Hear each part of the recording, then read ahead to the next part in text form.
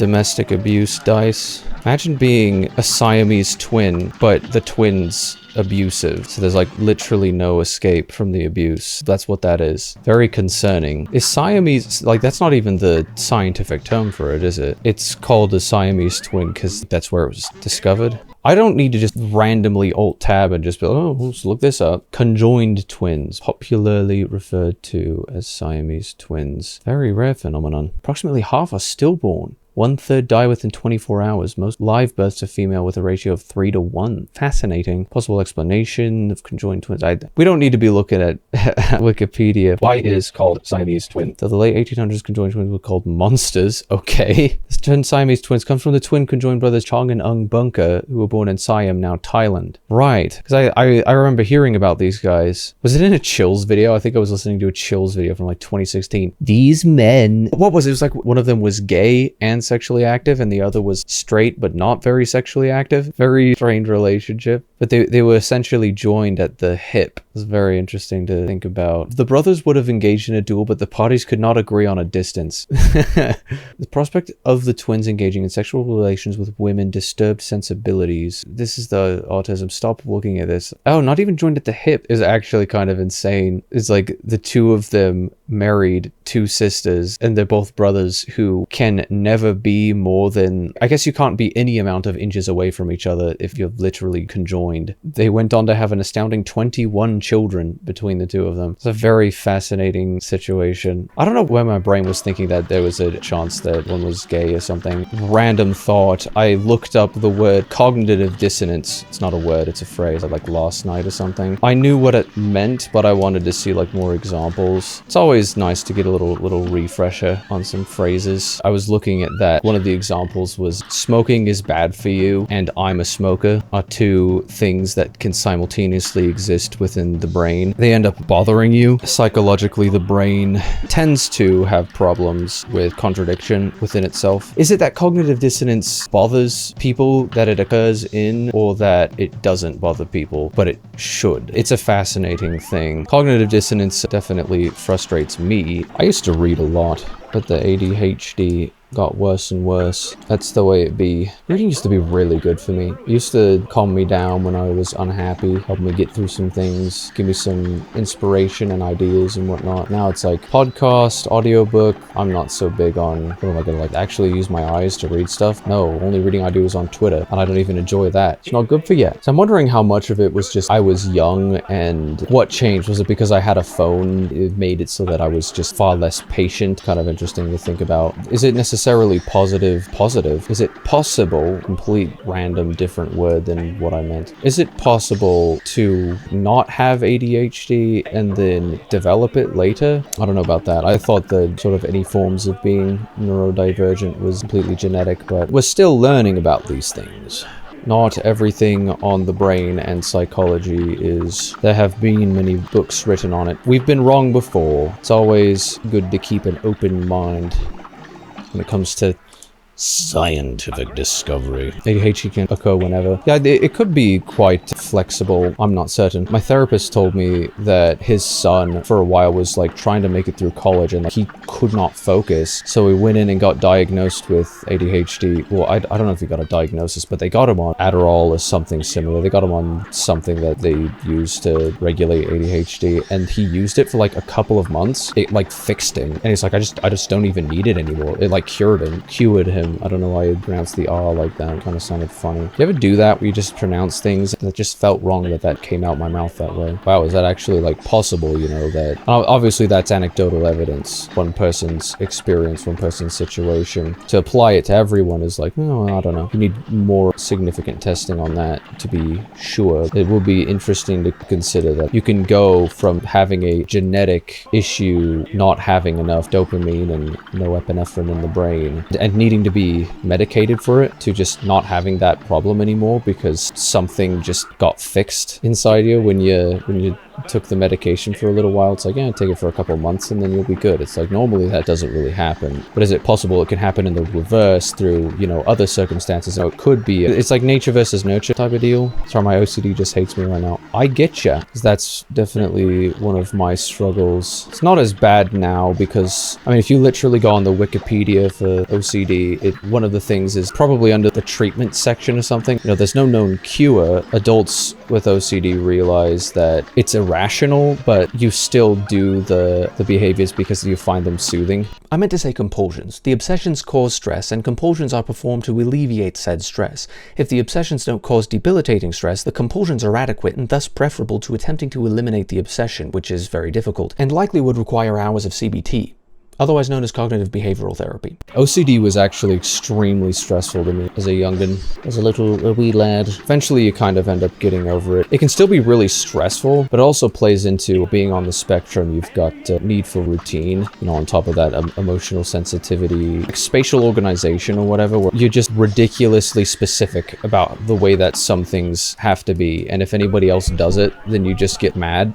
I definitely get that fairly often. Why are you doing it this way? You threw off my groove. Couple that with obsessions and compulsions. I think people have identified OCD. There's a lot of things now that people are kind of moving on from the model that there's just like a billion different syndromes. We'll know Asperger's and Tourette's and perhaps even OCD. ADHD, everyone is pretty on board with that one being on a big Venn diagram with the rest of the spectrum. People like a little bit more of a, would you call it a node-based model of being on the spectrum, being neurodivergent, something that's kind of inclusive for everything being under the same umbrella. Maybe OCD is part of that, but it's different for everybody. It's what we always have to realize. Not everybody fits into one box. Labels can put needless pressure on people sometimes. My outlook on psychology has changed a lot. The most important realization in both psychology and as it applies to life is that stupid or even irrational are subjective terms. Nobody ever intentionally does anything that's stupid, even if they say they were being stupid on purpose.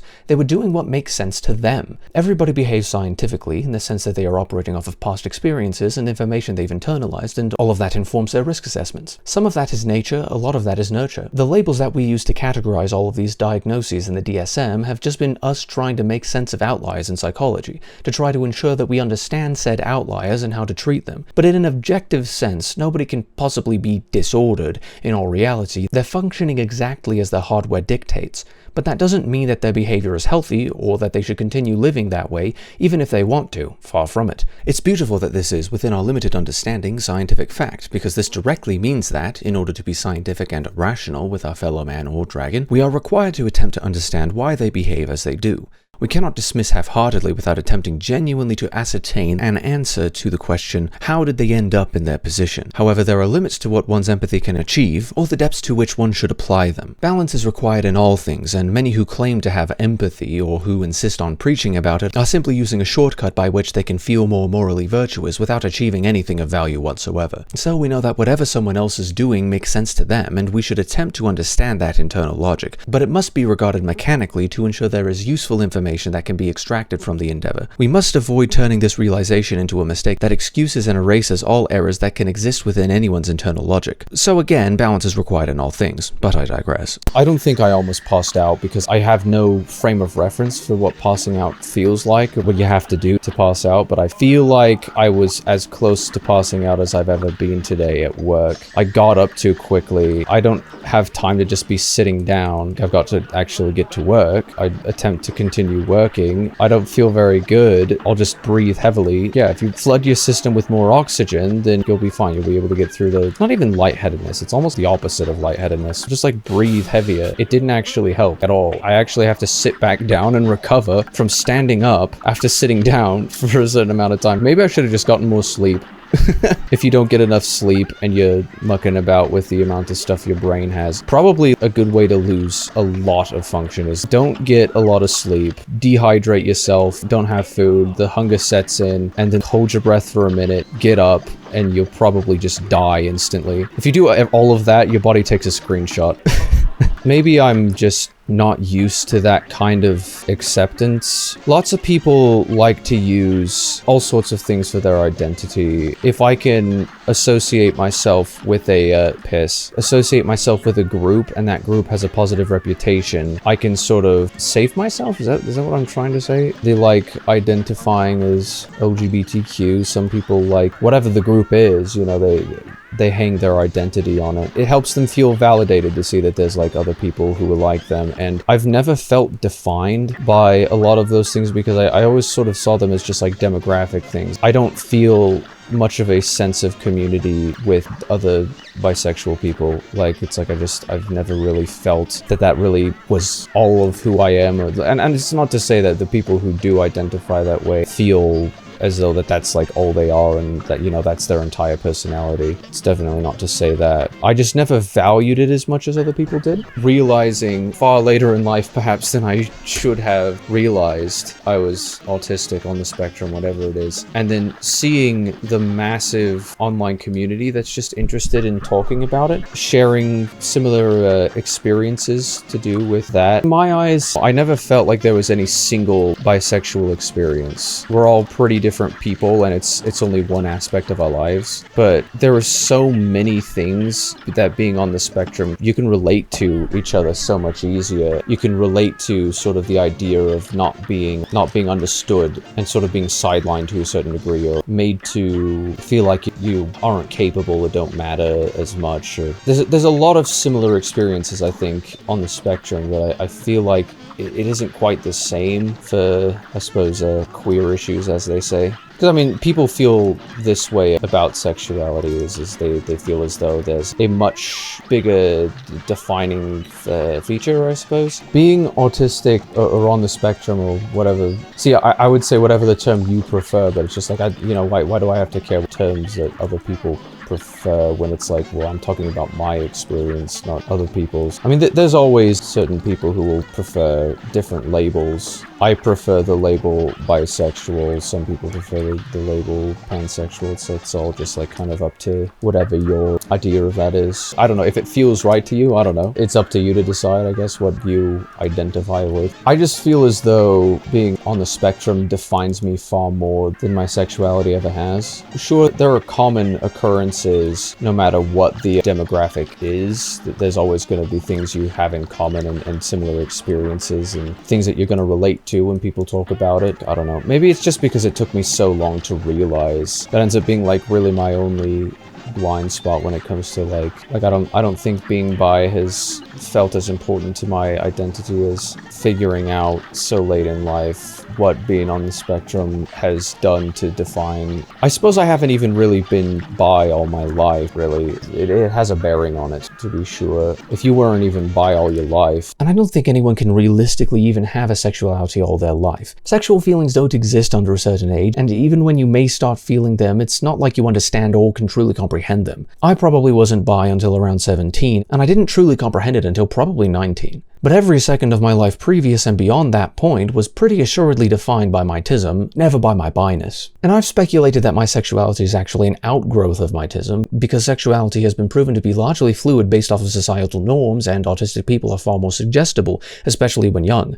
If I wasn't autistic, I may not be bi at all. If I'd gone through different experience, I wouldn't be bi, and if I wasn't bi, I'd still be autistic. Whatever, there's a lot of things that can affect what I have been, biologically speaking, neurologically speaking. All my life is on the spectrum, is autistic. That has defined, I mean, my entire life. It really does define it in far more of an inherent way than really anything else, I suppose. Well, glad I cleared that up. Or perhaps not. There's always more to speak about. Anyhow, I ought to get back to more streaming. I really haven't done much of it at all this year, and I'd really like to do more.